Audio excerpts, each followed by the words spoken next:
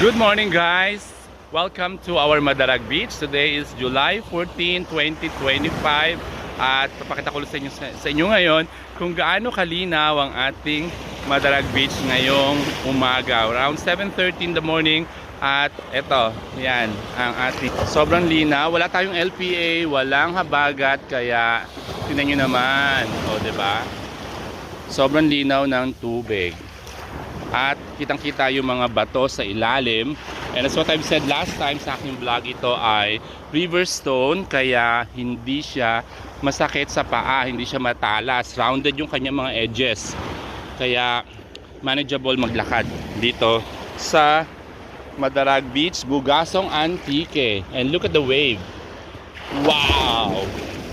Awesome, diba? So ito ka, meron kang view ng mountain ranges ng Bugasong, this Bugasong, itong fino-focus ng ating camera, this Bugasong hills and mountains. The other part, ito yung Banwa ng Lawaan, and on the other side, another Banwa ng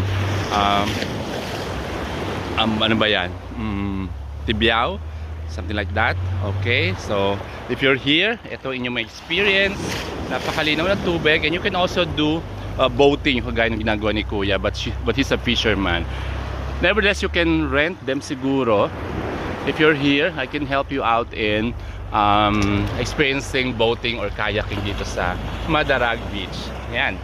So, ang linaw ng sky ngayon, and you see also that view of the mountain. Yan yung part ng may river at tulay ng Karangan Lake, the longest bridge here in Panay. Okay, so yun ako sa Bulacan, kaya eto, ina-enjoy ko na lang yung last day ng aking bakasyon dito sa Bugasong Antique, and of course with the beach dito sa aming lugar. Napakasarap magbabad, napakasarap mag-swimming kasi malinaw. So last glance, diba? Ayan. Meron ka rito mga pwedeng upu-upuan kung gusto mo lang nang nakababad ka lang. But if you want to experience yung wave, ayun, dun ka sa gawin na yon, diba? Okay, so yun lang guys. Thank you for watching. Until next time, Ruhay Antique.